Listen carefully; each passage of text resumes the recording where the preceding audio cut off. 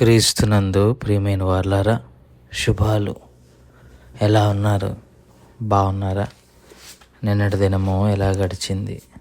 ప్రభువుకు మహిమకరంగా జీవించారా? జీవించినట్లయితే ఆయనకు స్తుతులు. లేని ఎడల ఆయన మనల్ని క్షమించునుగాక. నేటి దిన ధ్యానాంశము మార్కు సువార్త 9వ అధ్యాయము 35 నుంచి 37 వచనాలు. మార్కు సువార్త 9వ అధ్యాయం 35 నుంచి 37 వచనాలు.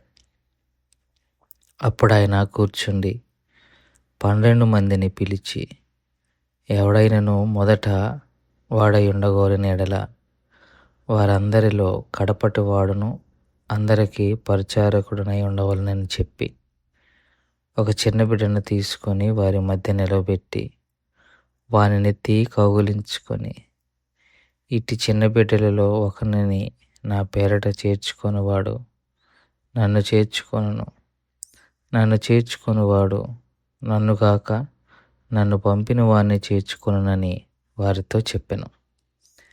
యేసుక్రీస్తు ప్రభువారు కపెర్నహూములోనికి వచ్చినప్పుడు శిష్యులలో ఒక వాదన ప్రారంభమైంది.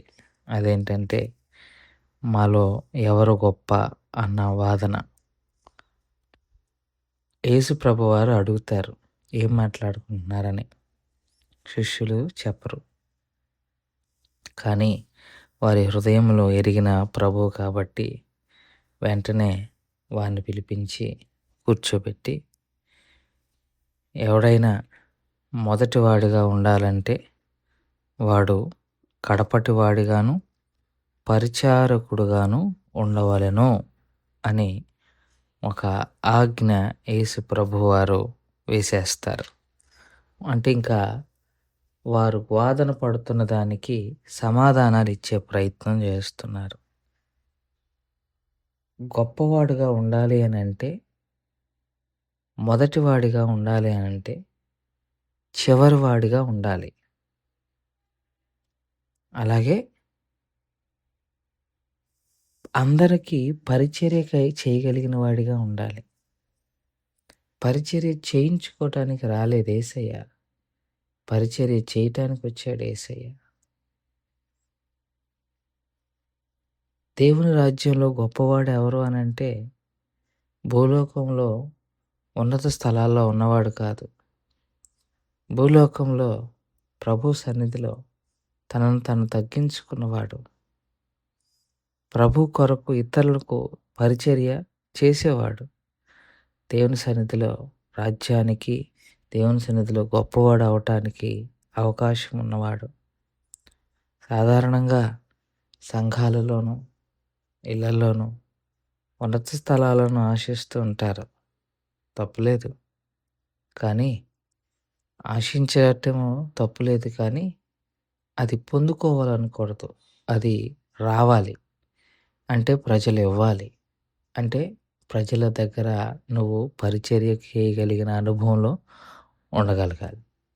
అప్పుడే నీవు ప్రజల ఎదుట ఉన్నతమైన స్థలంలోను, దేవుని ఎదుట ఉన్నతమైన స్థలంలో ఉండగలగటానికి అవకాశము ఉంటుందని ఇక్కడ చదవబడిన లేఖన భాగాన్ని బట్టి మనం అర్థం చేసుకోవచ్చు.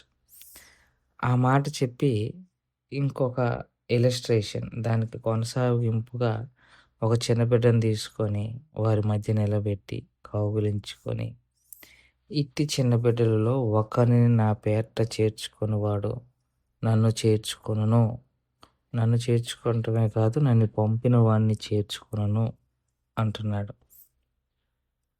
ఇక్కడ ప్రభువారి యొక్క ఉద్దేశం ఏంటి అని అంటే, చిన్నపిల్లలాగా మారటం ఇక్కడ ఆయన ఉద్దేశం. చిన్నపిల్లలులా నన్ను చేర్చుకోవటం అని అంటే, చిన్నపిల్లలు తమ బలం మీద, తన శక్తి మీద, తమ ఆలోచనల మీద ఆధారపడరు. ఎప్పుడు ఎవరొకరి మీద ఆధారపడుతూనే ఉంటారు. యేసు ప్రభువారు కూడా మన నుండి ఆశించేది ఆయన మీద ఆధారపడటం.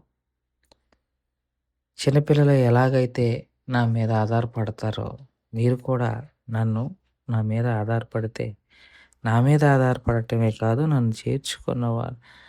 నన్ను పంపిన వాని మీద కూడా మీరు ఆధారపడినట్టే అంటాడు. ఇక్కడ చేర్చుకోవటం అనంటే ప్రభువుకు స్థానం ఇవ్వటము. అంటే ప్రభువుకు ప్రాధాన్యత ఇవ్వటం.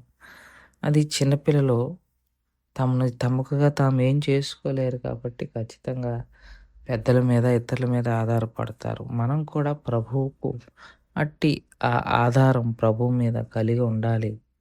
దేవుని రాజ్యంలోకి వెళ్ళాలి అనంటే మొదటిగా వాడు కడపటివాడై, దేవుని రాజ్యంలో గొప్పవాడుగా ఉండాలంటే మొదటగా వాడు కడపటివాడై ఉండాలి.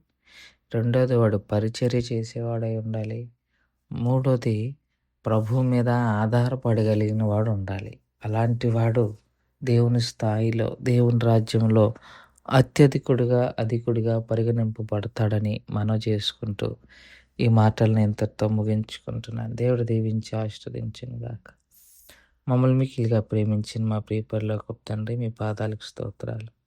చెప్పబడిన వాక్యాన్ని బట్టి మీకు స్తోత్రాలు. విన్న వాక్యం మా హృదయంలో భద్రపరచుకొని వాక్యానుసారంగా జీవించగలిగిన కృపను దయచేయమని యేసు నామములో అడుగుచున్నాం తండ్రి.